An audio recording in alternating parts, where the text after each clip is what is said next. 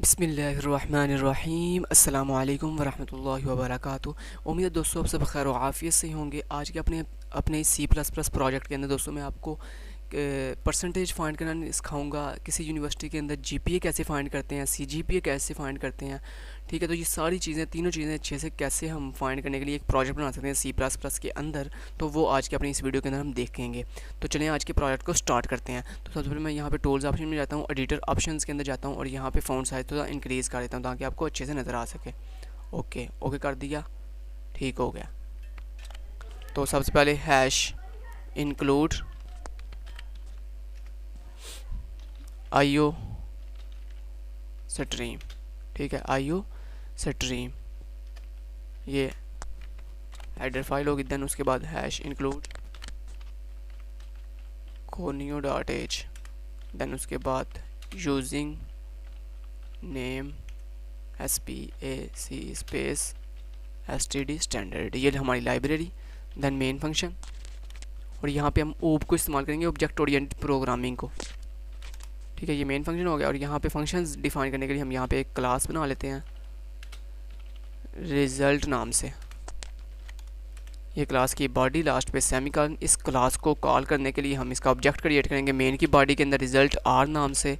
Okay ठीक हो गया। उसके बाद दोस्तों इसके अंदर जो फंक्शंस होंगे वो सारे हम पब्लिकली डिफाइन करेंगे। तो यहाँ पे हम पब्लिक एक्सेस स्पेसिफाइड रख लेते हैं, ठीक है। और यहाँ पे सबसे पहला फंक्शन होगा वाइड मेन्यू के नाम से, जो हमारा मेन्यू दिखाएगा। मेन्यू दिखाने के बाद वाइड पार्ट के नाम से फंक्शन होगा जो परसेंटेज फाइंड करेगा। उसके बाद वाइड GPA नाम से हमारा फंक्शन होगा जो हमें GPA फाइंड करके देगा। उसके बाद वाइड CGPA नाम से एक फंक्शन होगा जो हमें CGPA फाइंड करके देगा। यहाँ तक क्लियर? ये 4 हमारे हो गए फंक्शंस। अब सबसे पहले हमने किस फंक्शन को कॉल करना है? हमने मेन्यू वाले फंक्शन को कॉल करना है, और मेन्यू वाला फंक्शन इन सब बाकी फंक्शंस को कॉल करेगा। तो लिहाजा हमें सिर्फ मेन के अंदर मेन्यू वाले फंक्शन को कॉल करना है। तो उसके लिए मैंने कहा .r मेन्यू के मेन्यू वाले फंक्शन को कॉल कर दो।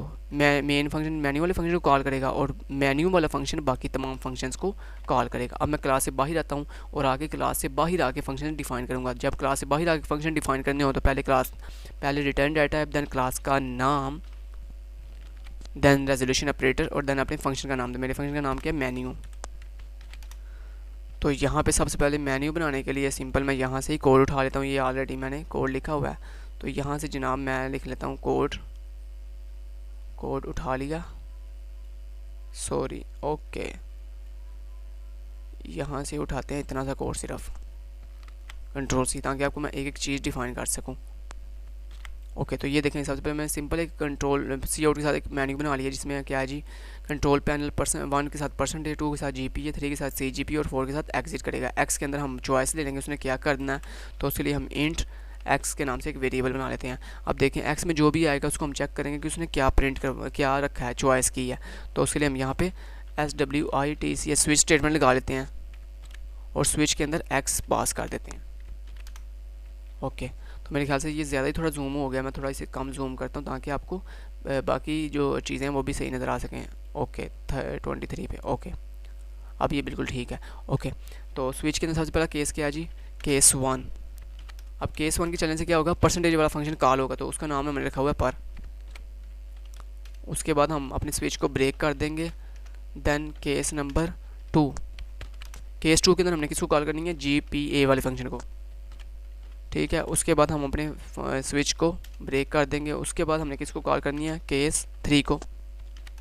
केस 3 के अंदर हमने CGPA वाले फंक्शन को कॉल करेंगे और यहाँ पे उसके बाद ब्रेक कर देंगे। केस 4 के अंदर हम सिंपल अपने सॉफ्टवेयर को एग्जिट कर देंगे 0 मिलीसेकंड के अंदर। यहाँ पे ब्रेक करने की ज़रूरत नहीं है। देन उसके बाद लास्ट पे डिफ़ॉल्ट केस, डिफ़ॉल्ट के अंदर हम simple cout invalid value please try again, ये मैसेज डिस्प्ले करवाती है। जैसे ये मैसेज आएगा देन उसके बाद हमने क्या करना है? इस मेन्यू वाले फंक्शन को दोबारा से अगेन कॉल करना है। तो उसके लिए सबसे पहले मैं गेट ch अपनी कमांड का वेट करूँगा। देन उसके बाद गो टू P मीन दोबारा से पी वाली लेबल पे वापस चला जाए, मीन यहाँ पे, ताकि ये मैन्युअल फंक्शन को दोबारा से कॉल कर सके, रिपीट कर सके। तो यहाँ पे पी लेबल, ये मेरा पी लेबल हो गया। दैन उसके बाद जैसे ये ऊपर आए तो प्रीवियस स्क्रीन क्लियर कर दे, तो उसके लिए सिस्टम CLS, यहाँ तक बिल्कुल क्लियर, ओके ठीक हो गया। तो ये हमारा मेन्यू वाला जितना भी काम था वो सारा कंप्लीट हो गया। अब हमने परसेंटेज वाले फाइंड करने के लिए परसेंटेज का फंक्शन डिफाइन करना है। तो उसके लिए वाइड, हमारी क्लास का नाम क्या है, रिज़ल्ट, उसके अंदर मेरा पर नाम से फंक्शन है। तो जैसे ही फंक्शन के अंदर आए सबसे पहले सिस्टम CLS कर दे। अब परसेंटेज के लिए हमारे पास क्या चीज़ें हो सकती हैं, हमारे पास ऑब्टेन मार्क्स और टोटल मार्क्स होते हैं, ठीक है, परसेंटेज फाइंड करने के लिए। तो उसके लिए हम फ्लोटिंग डाटा टाइप के साथ OBT ऑब्टेन मार्क्स के लिए और टोटल मार्क्स के लिए ले लेते हैं। यहाँ पे हमने ये मैसेज जो डिस्प्ले करवाना है परसेंटेज के लिए वो हमने लिख कर रखा हुआ है, यहाँ से हम इसे कॉपी कर लेते हैं ताकि देर ना लगे, क्योंकि जो चीज़ें ऑलरेडी आपको पता सिंपल सी आउट सी इन वो मैंने कॉपी कर लिया। देखिए सबसे पहले परसेंटेज, उसके बाद मैंने ऑब्टेन मार्क्स लिए हैं, OBT में रखवा दिए हैं, दैन टोटल मार्क्स लिए हैं, टोट में रखवा दिए हैं। दैन अब देखिए अब आपको परसेंटेज फाइंड करनी है। तो परसेंटेज फाइंड करने के लिए हम यहाँ पे P वेरिएबल ले लेते हैं जिसमें हम परसेंटेज फाइंड करके रखें, सेव करवाएंगे, ओके, दैन उसे स्क्रीन पर प्रिंट करवाएंगे। अब P इक्वल टू, अब P के अंदर हमारी परसेंटेज आगे सेव होगी। अब परसेंटेज सेव होने से पहले परसेंटेज का आपको निकालनी पड़ेगी, फाइंड करनी पड़ेगी। तो परसेंटेज का फार्मूला होता है obtain marks divided by total marks multiply 100, okay simple, ये परसेंटेज का फार्मूला है। और लास्ट पे सिंपल आप क्या करेंगे, अपनी परसेंटेज डिस्प्ले करवा देंगे। तो ये देखें मैं सिंपल यहाँ पे Ctrl+C और यहाँ पे मैंने अपनी परसेंटेज डिस्प्ले करवा दी, सिंपल। ये आपका परसेंटेज का वाला जो चीज़ थी वो क्लियर होगी। दैन उसके बाद GPA फाइंड करने के लिए वाइड रिज़ल्ट क्लास का नाम, उसके अंदर GPA नाम का एक फंक्शन है, उसके अंदर मैंने कहा सबसे पहले सबसे पहले मुझे क्या करना है, system CLS, system clear screen करना है। दैन उसके बाद मुझे क्या करना है, यूज़र से उसके ज़ाहिर बात है CGPA फाइंड करने के लिए दोस्तों हम क्या क्या पूछते हैं यूज़र से। सबसे पहले हम यूज़र से ये पूछते हैं कि उसने जब CGPA हम किसका फाइंड करते हैं, नंबर ऑफ़ ऑब्जेक्ट का, सॉरी सब्जेक्ट्स का। तो जितने भी सबसे पहले हम उससे ये पूछते हैं कि उसके सब्जेक्ट कितने हैं, जितने भी उसके सब्जेक्ट हों 1 बाय 1 हम हर सब्जेक्ट के ग्रेड निकालते हैं। दैन वो जितने भी ग्रेड आए होते हैं उन तमाम ग्रेड्स को हम ओवरऑल डिवाइड कर देते हैं नंबर ऑफ़ क्रेडिट आवर के ऊपर, ठीक है। तो ये सारी चीज़ें मैं आपको समझाता हूँ। ये देखें यहाँ पे सबसे पहले हमें क्या करना है, सबसे पहले दोस्तों हमें यहाँ पे ये पूछना है कि तुम्हारे इस सेमेस्टर के अंदर कितने सब्जेक्ट हैं जिनका तुमने CGPA फाइंड करना है। तो ये देखें यहाँ पे GPA फाइंड करने के लिए मैंने नंबर ऑफ़ सब्जेक्ट्स पूछ लिए। अब नंबर ऑफ़ सब्जेक्ट 5 6 जितने भी होंगे तो उसके लिए इंट A, ठीक है। अब जैसे ही सब्जेक्ट मुझे बताएगा तो इसका मतलब है उतनी दफ़ा मुझे उससे मार्क्स और जितने उसने, फॉर एग्जाम्पल उसने कहा 6 सब्जेक्ट है, अब 6 टाइम मुझे एक लूप लगानी है और उस लूप के अंदर क्या होगा, हर सब्जेक्ट के मैं उससे मार्क्स पूछूंगा इंडिविजुअली और हर सब्जेक्ट के उससे क्रेडिट आवर पूछूंगा कि इस सब्जेक्ट का क्रेडिट आवर तुम्हारा कितना है, ठीक है। तो उसके लिए मैं फॉर लूप लगाऊंगा इंट I इक्वल टू 1 से जो स्टार्ट करेगी वो कहाँ तक जाएगी, जहाँ तक A की वैल्यू है, मीन जहाँ तक नंबर ऑफ़ सब्जेक्ट उसने मुझे बताए हैं, सिंपल। तो I लेस देन और equal to A, then I plus plus. अब फॉर लूप में जाके सबसे पहला काम क्या करना है कि हमने 1 बाय 1 हर सब्जेक्ट के क्या लेने हैं, मार्क्स लेने हैं। तो उसके लिए सिंपल ये देखें, मार्क्स लेने के लिए मार्क्स वाला वेरिएबल और क्रेडिट आवर लेने के लिए क्रेडिट आवर आप पूछेंगे उससे यूज़र से, ठीक है। तो ये देखें यहाँ पे मैंने सिंपल क्या किया, ये देखें यहाँ पे मैंने उससे उसके मार्क्स पूछेंगे तुम्हारे भाई इस सब्जेक्ट के अंदर कितने मार्क्स हैं। तो उसके लिए हम यहाँ पे n वेरिएबल ले लेते हैं और यहाँ पे क्रेडिट आवर पूछने के लिए C_H नाम से वेरिएबल ले लिया, ठीक है, जिसमें हम उससे उसके क्रेडिट आवर पूछेंगे।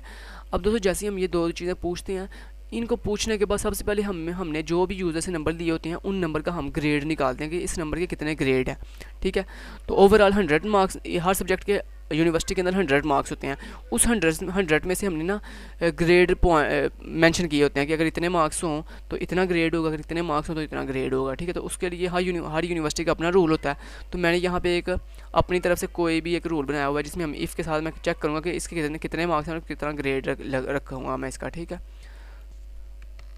तो उसके लिए मल्टीपल कंडीशंस आपको लगानी पड़ेंगी जिसमें आप फाइंड कर सकोगे कि जनाब जी इसके कितने नंबर हैं और कितने नंबर पे कितना ग्रेड लगता है।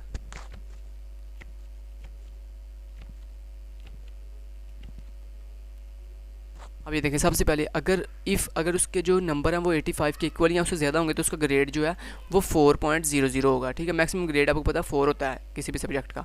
अब यहाँ पे ग्रेड वाले वेरिएबल के अंदर ग्रेड सेव करवाने के लिए हम यहाँ पे फ्लोटिंग डाटा लेंगे, FLOAT फ्लॉट GRADE ग्रेड। ठीक है, ग्रेड ले लिया। अब इस ग्रेड के अंदर हमारे आएंगे जनाब ग्रेड, जो भी उसका ग्रेड आएगा उसके नंबर के मुताबिक। अब अगर उसके नंबर 80 या 80 से ज़्यादा तो फिर उसका ग्रेड जो है वो 3.70 होगा। अगर उसके नंबर जो है 75 के इक्वल या उससे ग्रेटर देन होंगे फिर उसका ग्रेड जो है 3.30 होगा। अगर उसके मार्क जो है 72 के इक्वल या उससे ग्रेटर देन है तो फिर उसका जो ग्रेड है वो 3.00 होगा। अगर उसके मार्क 68 के ग्रेटर देन और इक्वल टू है से ज़्यादा या उसके इक्वल है तो फिर उसका ग्रेड जो है वो 2.70 होगा। अगर उसके मार्क्स जो है वो 64 के इक्वल या उससे ज़्यादा होंगे तो उसका जो ग्रेड पॉइंट होगा वो ग्रेड पॉइंट कह रहा हूँ, ग्रेड होगा वो 2.5 होगा। अब अभी तो हम सिर्फ ग्रेड निकाल रहे हैं, इसके बाद हमने GPA भी निकालना है, ग्रेड पॉइंट एवरेज। ठीक है, तो 2.5 होगा। अगर उसके मार्क्स 61 के इक्वल या उससे ज़्यादा तो फिर उसका ग्रेड जो है वो 2.30 होगा। अगर उसके जो मार्क्स हैं वो 58 के इक्वल या उससे ज़्यादा तो फिर उसका जो ग्रेड है वो 2.00 होगा। अगर उसके जो मार्क्स हैं वो 55 के इक्वल या उससे ज़्यादा तो फिर उसका ग्रेड जो है वो 1.70 होगा। अगर उसके मार्क्स 52 के इक्वल या उससे ग्रेटर देन है तो फिर उसका जो ग्रेड है वो 1.5 होगा। ठीक है, अगर उसके जो मार्क्स हैं भाई वो 50 के इक्वल या उससे ग्रेटर देन है तो फिर उसका जो ग्रेड है वो 1.00 होगा। और यहाँ पे लास्ट पे हमने एक कंडीशन तो लगाई नहीं, वो क्या बोला कि अगर उसके मार्क्स लेस देन है, ठीक है, एल्स, सिंपल एल्स में अगर उसके मार्क्स जो है वो लेस देन है तो फिर simple grade GRADE grade equal to होगा 0.00 के। सिंपल, ये हो गया। अच्छा, ये हमने निकाला ग्रेड।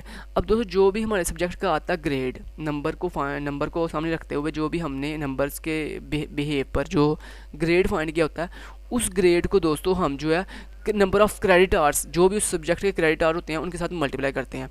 तो अब देखें ग्रेड हमारा क्या है जी, GRADE ग्रेड, इसको हम मल्टीप्लाई करोगे क्रेडिट आवर के ऊपर। तो क्रेडिट आवर के लिए हमने क्या वेरिएबल लिया था, C_H नाम से।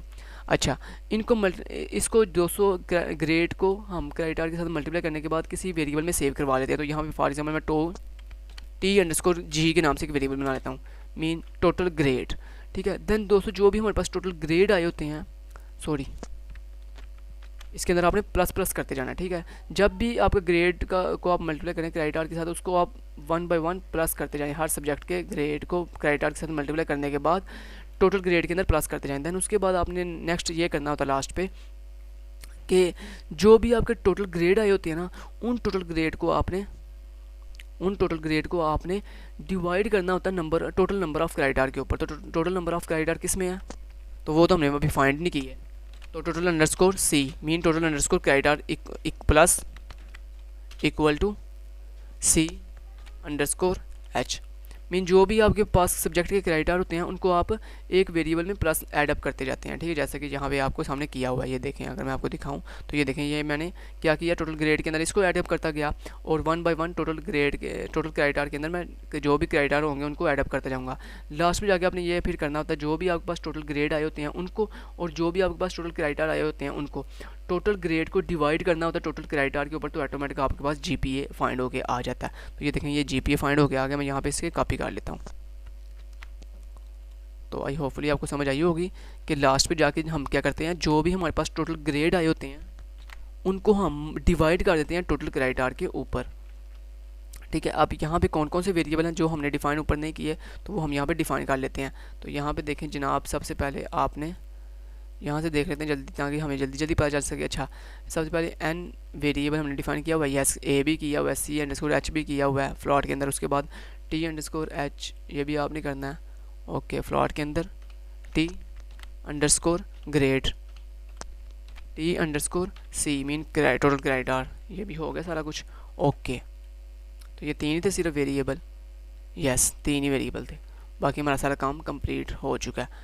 यानी क्लियर। अब ये हमारा GPA वाला भी काम हो गया। अब CGPA फाइंड करना है। अब CGPA फाइंड करना तो बड़ा ही ईजी है। CGPA ये होता है, सबसे पहले वाइड रिटर्न डाटा रिजल्ट हमारी क्लास का नाम, और उसके अंदर मैंने कहा CGPA नाम से एक क्लास है, फंक्शन है, उसको कॉल कर दो। तो उसको क्या कॉल कैसे करना है, सबसे पहले सिस्टम CLS। अच्छा, इसके अंदर हम क्या करते हैं वो मैं आपको समझाता हूँ, आपने बेफिक्र हो जाएं, आप बेफिक्र हो जाएं जनाब, आप बेफिक्र हो जाएं। मैं चला आपको सारा समझा के जाऊँगा। अब देखें यहाँ से मैं इसको कॉपी करता हूँ कंट्रोल C के साथ और यहाँ पे पेस्ट। अच्छा पेस्ट कर दिया। अब मुझे क्या चाहिए, O और C वेरिएबल्स हैं, ठीक है। अच्छा उसके लिए फ्लोट डाटा O एक वेरिएबल और एक C वेरिएबल।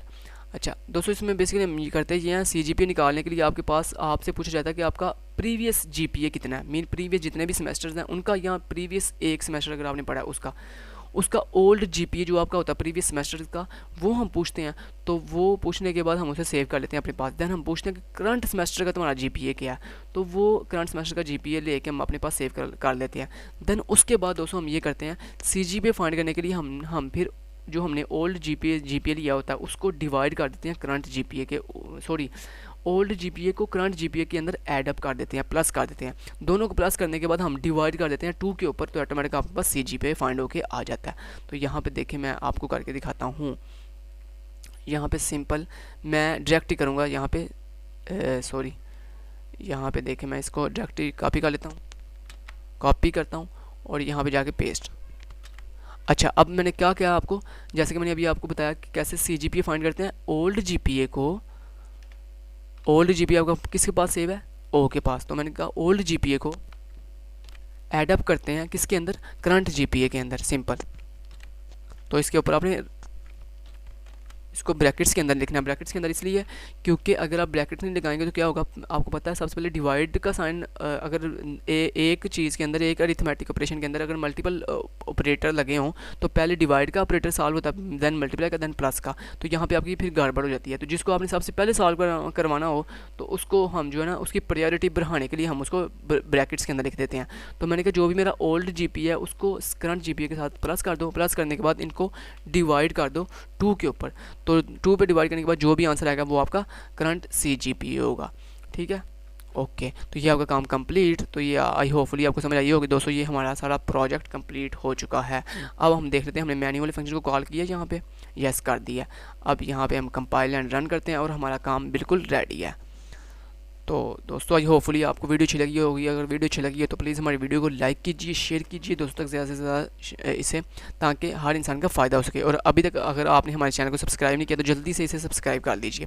अब देखें यहाँ पे कितना प्यारा कंट्रोल पैनल आ चुका है। यहाँ पे सबसे पहले परसेंटेज है, परसेंटेज के लिए आप 1 प्रेस करें तो परसेंटेज के लिए obtain marks for example 750, total marks 1100, enter hit किया, देखें आपकी परसेंटेज कितनी है, ये जी 68.18, ठीक है 18, तो बिल्कुल ठीक दिखा रहा है। देन GPA फाइंड करने के लिए आप 2 प्रेस करें, एंटर हिट करें तो number of subject for example 6। अच्छा जी पहले सब्जेक्ट के मार्क्स 55, उसका क्राइटर 3, दूसरे सब्जेक्ट के मार्क्स 68, उसका क्राइटर 3, तीसरे सब्जेक्ट के मार्क्स फॉर एग्जांपल 85, उसका क्राइटर 4, उसके बाद जनाब नेक्स्ट 55, उसका क्राइटर 3, देन उसके बाद 50, उसका क्राइटर 3, देन उसके बाद नेक्स्ट हमारे पास 58 मार्क्स हैं और उसका क्राइटर 3 है। और लास्ट में जाके देखें आपके पास GPA आ गया, कितना GPA आया 2.27895, मीन 2.27 GPA आपका फाइनल आया, ठीक है। अब CGPA फाइंड करने के लिए 3 प्रेस करें, एंटर हिट करें। ओल्ड GPA आपका क्या था, फॉर एग्जांपल 3.54, करंट GPA कितना 3.12, एंटर हिट करते हैं। देखिए आपका CGPA क्या आया जी 3.33, ठीक है। ये आपका करंट क्या है CGPA है। तो बूम गाइस 4 प्रेस करें, एंटर हिट करें, आपका सॉफ्टवेयर एग्जिट। ओके तो आई होपफुली वीडियो अच्छी लगी होगी। तो till then guys take care, thank you so much, अल्लाह हाफिज़।